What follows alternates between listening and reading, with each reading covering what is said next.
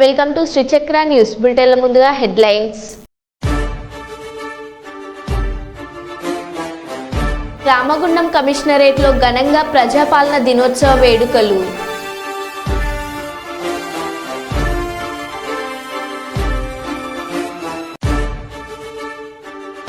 అంగరంగ వైభవంగా గణేష్ నిమజ్జనోత్సవాలు.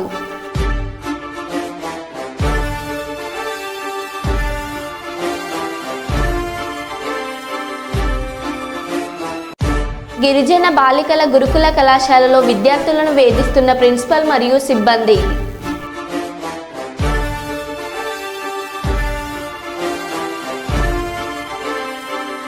తెలంగాణ సచివాలయం ఎదుట స్వర్గీయ రాజీవ్ గాంధీ విగ్రహం ఆవిష్కరణ.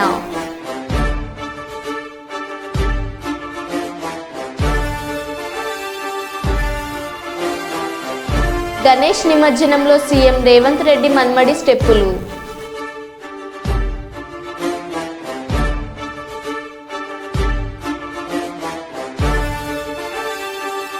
తెలంగాణ ముఖ్యమంత్రి సహాయ నిధికి 50 లక్షల విరాళం అందజేసిన మెగాస్టార్ చిరంజీవి.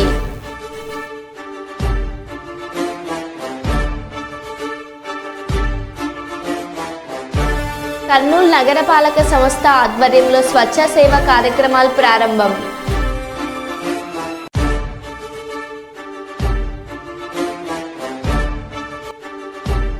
రైలు ప్రారంభిస్తుండగా పట్టాల మీద పడిపోయిన ఎమ్మెల్యే.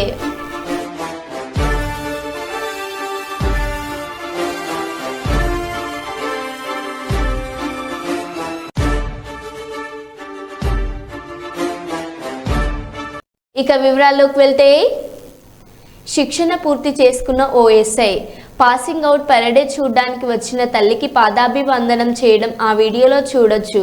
అమ్మ దైవ స్వరూపం అని మన సాంప్రదాయాలు చెబుతుంటాయి.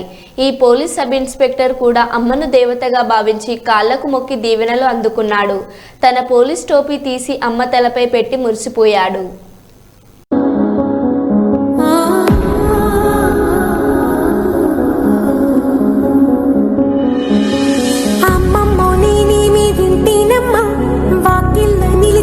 వాస్తవమా ఇన్నాళ్ల గాయాలు మాయమమ్మా, అచ్చంగా ఈ రోజు నాదేనమ్మా, కన్న ప్రాణాలు ఉల్లాస తోరణమాయేనమ్మా, కంటి చెమ్మల్లోనూ నేను సంతోష ఛాయలమ్మా, నమ్మలేని కలలు నిలిచే కనుల ముందే ఈ నిజము చూసి social justice for world human rights council జాతీయ చైర్మన్ డాక్టర్ కొప్పుల విజయ్ కుమార్కు ప్రపంచ స్థాయిలో అరుదైన గౌరవం లభించింది.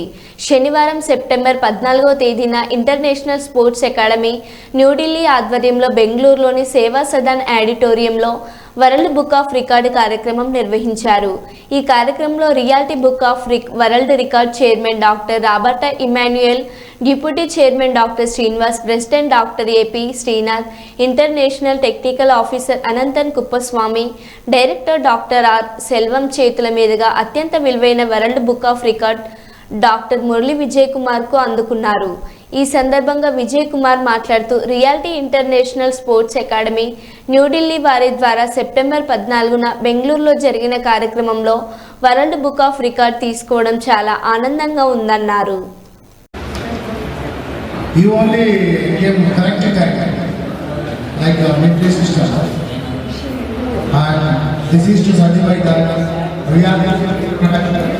Sports Academy has been assessed for our guidelines in Dr. Koppula Vijay Kumar, Kadapa, Andhra Pradesh, India. Kindly please 5 minutes silence please. And he is very passionate legal service and social service past 20 years. Very good human being and very humble person. I am very happy to announce today onwards he is a world record holder. Sir, very thankful to you and to you, sir.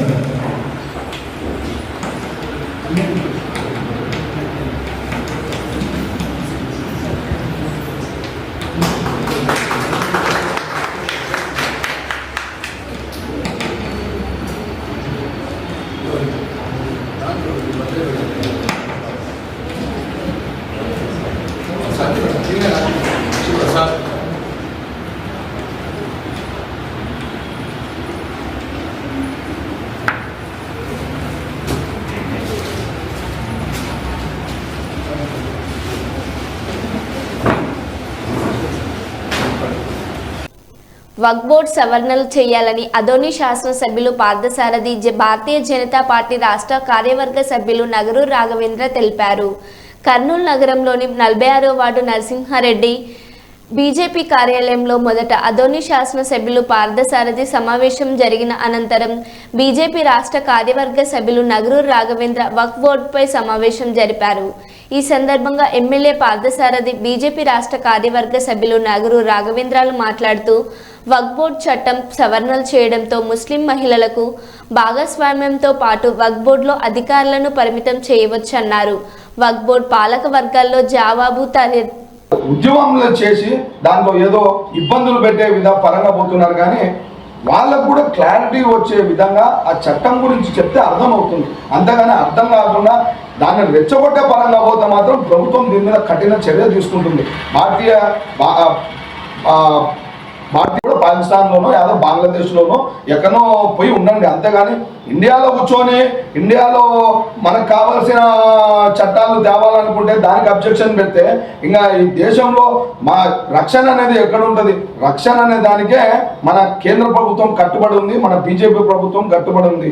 ఈరోజు రక్షణ రంగంలో చూసుకుంటే కూడా ఎక్కడ చూడు మనం number 1లో స్టేజ్లో ఉన్నాము.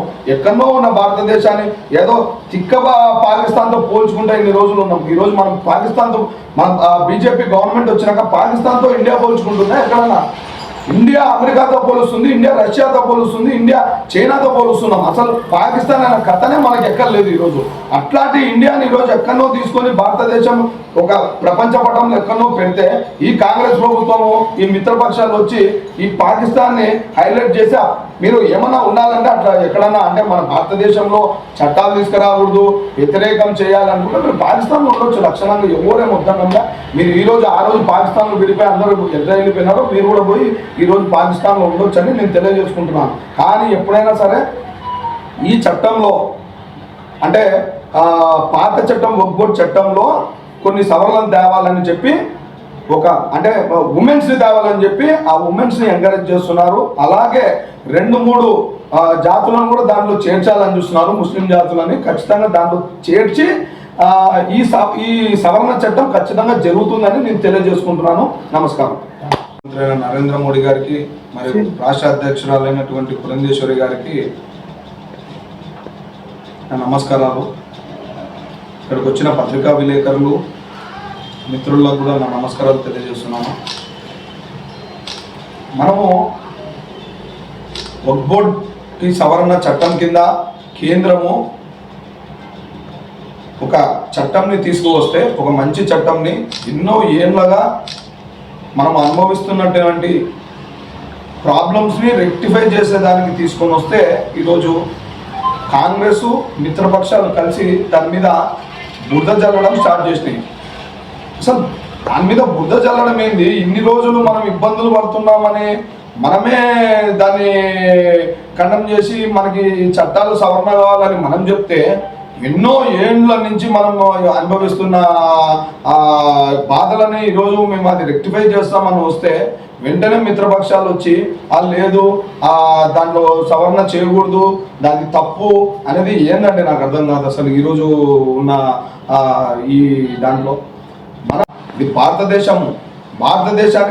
భారతదేశంలో అసలు మొత్తము ఈ ల్యాండ్స్ అన్ని సంబంధించినవి హిందువులవి. ఫస్ట్ హిందువులవి పాలనలో ఈ అసలు ఎక్కడ కూడా ఈ వక్ఫ్ బోర్డులు కానీ క్రిస్టియన్ ప్రాపర్టీస్ కానీ ఎక్కడ కూడా ఇవి లేవు అసలు. తర్వాత రాజులు వచ్చి పాలించినప్పుడు అంటే బయట దేశం వాళ్ళు వచ్చి మన దేశంలో పాలించినప్పుడు వాళ్ళ కింద అంటే ఫలానా క్రిస్టియానిటీ మతం వాళ్ళు వచ్చి పాలించినప్పుడు కానీ ముస్లిం వాళ్ళు వచ్చి కానీ పాలించినప్పుడు కానీ వాళ్ళకి మన భూములు తీసుకొని మీరు ఈ భూములలో కొద్దిగా మసీదులు కట్టించుకోండి లేదా చర్చిలు కట్టించుకోండి అని చెప్పినారు. అంతేగాని వాళ్ళకు కూడా ఎలా ఇచ్చినారు ఈ భూమి? వాళ్ళకు ఒక 20 ఎకరాలు 30 ఎకరాలు 40 ఎకరాలు 50 ఎకరాలు ఇచ్చినప్పుడు వాళ్ళకు కూడా ఏం చెప్పినారు? కొద్దిగా అంటే ఒక చిన్నపాటిగా ఒక మసీదు, మిగతా భూమి వచ్చేసి మీరు కూడా అందరికీ ఇవ్వాలి అనేటట్టు వాళ్ళు ఇచ్చిన ప్రధాన అంశం అది. వాళ్ళు కూడా అందరికి ఇవ్వాలనే. కానీ ఆ స్థలాలు ఖాళీగా పెట్టుకొని మొత్తము భారతదేశం అంతా ఎక్కడ చూడు అదే స్థలాలు. కర్నూలులో చూసుకుంటే దగ్గర 40,000 ఎకరాలు ఉన్నాయి వక్ఫ్ బోర్డు భూములు. ఎక్కడి నుంచి భారతదేశం డెవలప్ అవుతుంది చెప్పండి. ఒక ఊర్లోనే 40,000 ఎకరాలు ఉంటే భారతదేశం అంతా చూసుకుంటే లక్షల ఎకరాలలో వక్ఫ్ బోర్డు భూములు కానీ ఈ ప్రాపర్టీలు కానీ ఉంటే మన దేశం ఎక్కడి నుంచి బాగుపడుతుంది?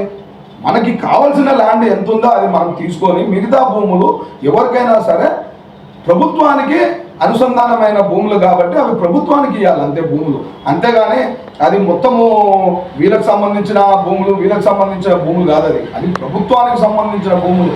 ఎప్పుడైతే గవర్నమెంట్ ఫామ్ అయిందో, ఇండిపెండెన్స్ తర్వాత గవర్నమెంట్ ఫామ్ అయిందో ఆ రోజు నుంచి ఎవరు రాజులు కానీ మంత్రులు కానీ ఎవరు వచ్చినా సరే, విదేశీయులు కానీ ఎవరు వచ్చినా సరే ఆ భూములన్నీ మొత్తం వచ్చేసి గవర్నమెంట్కి సంబంధించినవి అయిపోయినాయి. గవర్నమెంట్కి సంబంధించిన భూములు దానిలో చట్టపరంగా ఎక్కడైనా భూములు అంటే కొనడం అమ్మడం కానీ జరిగినప్పుడు అవి నీవి అనేది జరుగుతుంది. దాంట్లో పొలాలు వేసుకున్నప్పుడు కానీ దాంట్లో ఏదైనా వేసుకున్నప్పుడు రైతులకు సంబంధించిన పొలాలు వేసుకున్నప్పుడు అవి ఏదైనా వాళ్ళ ఇల్లు కట్టించుకున్నప్పుడు అది అనేది నీకు చెందుతుంది. అంతేగాని మొత్తం భూములన్నీ తీసుకొని వచ్చి ఇవి వక్ఫ్ బోర్డు భూములు, ఇవి క్రిస్టియన్ మిషనరీ భూములు అంటే ఇంకా మనం ఎక్కడ ఉండాలి భారతదేశంలో చెప్పండి. సరే, దీనికి ఒక సవరణ తెచ్చినారు. ఇష్టం వచ్చిన సవరణలు చేయకుండా దాని క్లారిటీగా ఒక సవరణ తెచ్చి ఆ సవరణ కింద ఈ భారతదేశంలోని భూములు వచ్చేసి దానికి రెక్టిఫికేషన్గా ఏం చేయాలి అనేది ఒక చట్టాన్ని తెచ్చినారు అంతే. వాళ్ళేం మొత్తం రద్దు చేయలేదు. దాన్ని ఒక చట్టాన్ని ఒక సవరణ చేసిన ఆ సవరణకి ఈరోజు మీరు చెయ్యకూడదు, మొత్తం భూములని మీరు తీసుకుపోతున్నారు, మొత్తం మీరే ఇది అన్యాయం అని చెప్పడము ఇది తప్పు. ఇది ఎందుకంటే తెలంగాణ సచివాలయం ఎదుట మాజీ ప్రధానమంత్రి భారతరత్న స్వర్గీయ రాజీవ్ గాంధీ విగ్రహాన్ని ఆవిష్కరించిన సీఎం రేవంత్ రెడ్డి హాజరైన కాంగ్రెస్ రాష్ట్ర వ్యవహారాల incharge Deepa Das Munshi, TPCC president Mahesh Kumar Goud, మంత్రులు.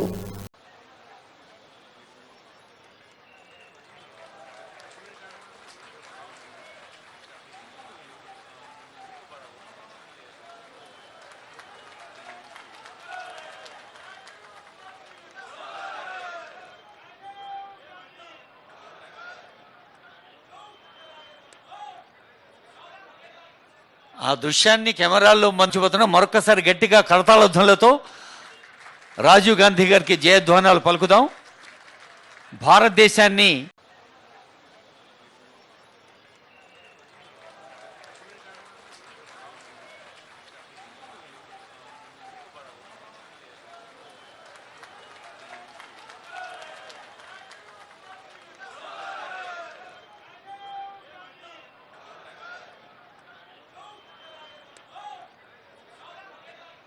ఆ దృశ్యాన్ని కెమెరాల్లో మంచిపోతున్న మరొకసారి గట్టిగా కరతాళధ్వనులతో రాజీవ్ గాంధీ గారికి జయధ్వానాలు పలుకుదాం.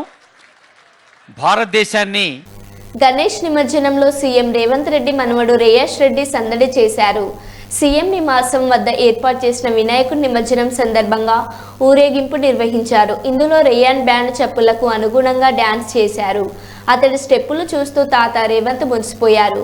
సీఎం సతీమణి కూతురు చప్పట్లు కొడుతూ రేయాన్ను ఉత్సాహపరిచారు.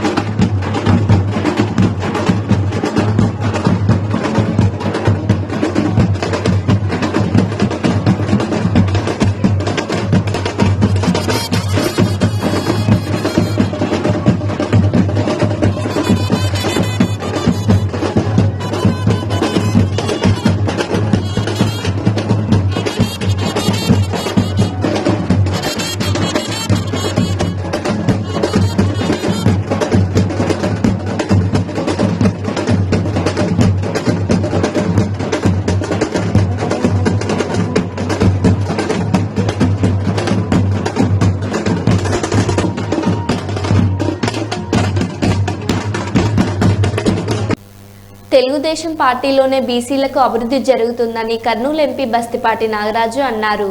కర్నూలులోని బీసీ భవన్ను సందర్శించిన ఆయన అనంతరం నూతన బీసీ భవన్కు కేటాయించిన స్థలాన్ని పరిశీలించారు. ఈ సందర్భంగా ఆయన మాట్లాడుతూ గతంలో తెలుగుదేశం పార్టీ హయాంలో నూతనంగా బీసీ భవనం నిర్మాణం కోసం స్థలం కేటాయించడంతో పాటు 5 కోట్ల రూపాయల నిధులు మంజూరు చేసిందని, అయితే వైసీపీ ప్రభుత్వం వచ్చిన తర్వాత బీసీ భవనం పూర్తిగా నిర్లక్ష్యం అయిందన్నారు. ఇప్పుడు తెలుగుదేశం పార్టీ తిరిగి అధికారంలోకి వచ్చినందున బీసీ భవనం నిర్మాణం చేపట్టడంతో పాటు పాత భవన మరమ్మతులకు తన వంతు సహాయం చేస్తానని ఎంపీ బస్తిపాటి నాగరాజు తెలిపారు. ఈ కార్యక్రమంలో బీసీ భవన సంఘం నాయకులు నాగేశ్వరరావు, నక్కలమిట్ట శ్రీనివాసులు, మురళీ మనోహర్, రామకృష్ణ, రాంబాబు తదితరులు పాల్గొన్నారు.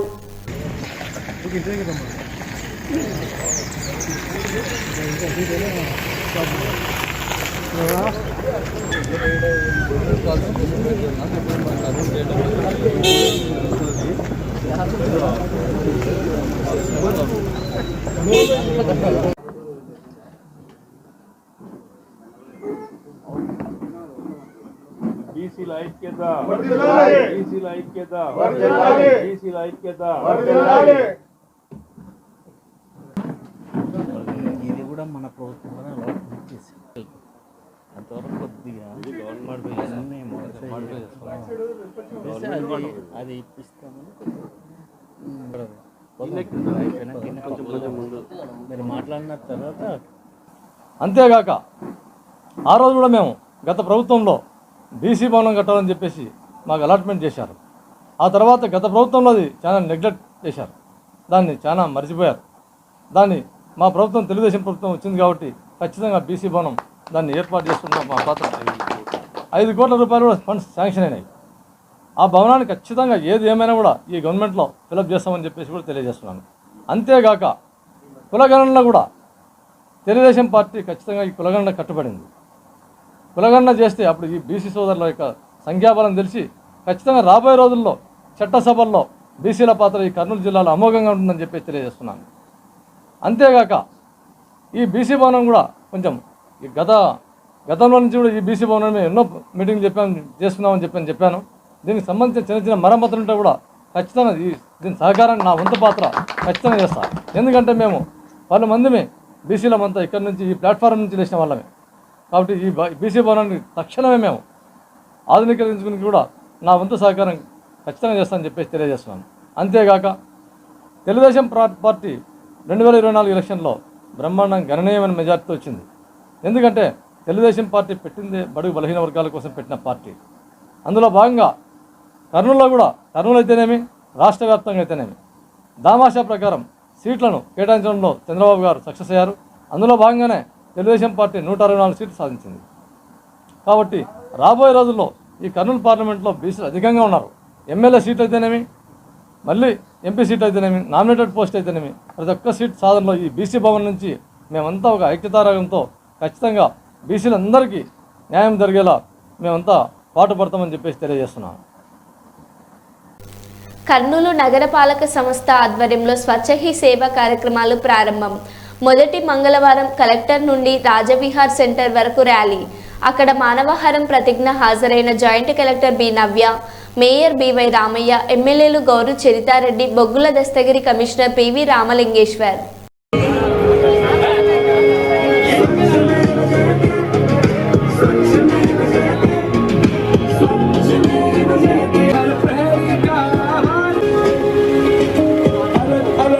स्वच्छता के नियमों को अपनाएं, ये जन जन को सिखलाएं।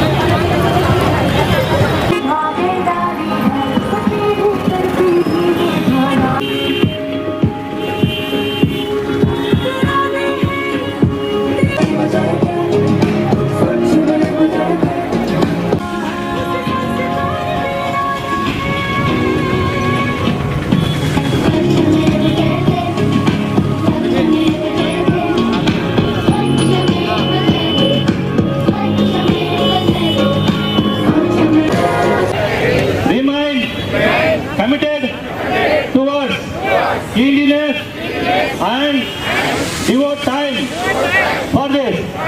I will devote $100 per year. That is 2 hours for work for cleanliness. I will do with myself, my family, my locality, my village, and my workplace.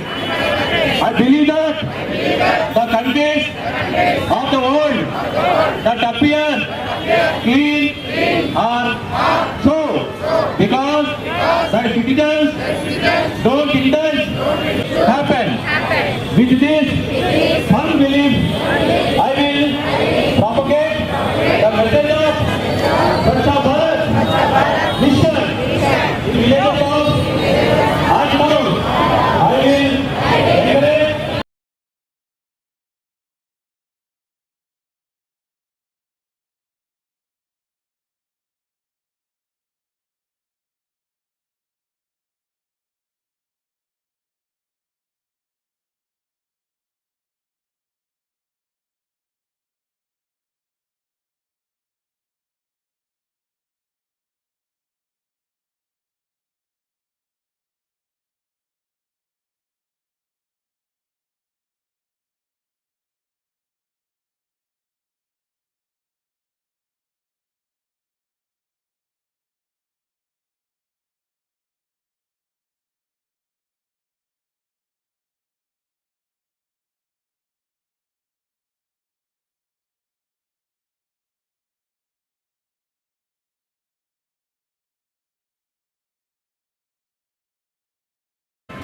Swachh Bharat లో భాగంగానే ఈ రోజు మనం స్వచ్ఛతా హీ సేవ అనేటువంటి కార్యక్రమాన్ని మన కర్నూలు నగరంలో నిర్వహించుకుంటున్నాము. ఒకవైపు స్వచ్ఛ భారత్, ఒకవైపు స్వచ్ఛ ఆంధ్ర, ఒకవైపు స్వచ్ఛ కర్నూలు. ఇందులో భాగంగా మనకు జిల్లా కలెక్టర్ గారు నిర్దేశించినటువంటి అంశాలు మీకు నేను తెలియజేస్తాను. ఇందులో 3 అంశాలు ఉన్నాయి. స్వచ్ఛ భాగీరథి,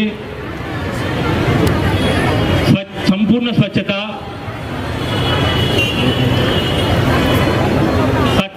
స్వచ్ఛ సఫాయి మిత్ర శివరేష్. బాబు ఇవన్నీ సంస్కృతి పదాలు, కొద్దిగా చెప్పాలంటే నాలుక తొందరగా తిరగదు. కూడా పేరు పేరున ప్రత్యేక ధన్యవాదాలు తెలియజేస్తూ మీ యొక్క సహాయ సహకారాలు ఇలాగే ఉండాలని మనస్ఫూర్తిగా కోరుకుంటూ, ఈ సందర్భంగా ఒక విషయం ఏంటంటే మా గౌరవ శాసనసభ్యులు ఉన్నారు. ఈ వేదిక మీద నుంచి నేను మంత్రి గారిని కూడా ఒక రిక్వెస్ట్ చేస్తున్నా, మన కర్నూలు నుంచే ఉన్నారు. ఎందుకంటే దీన్ని స్మార్ట్ సిటీగా డిక్లేర్ చేపిస్తే ఇంకా బ్రహ్మాండంగా అభివృద్ధి చెందుతుంది.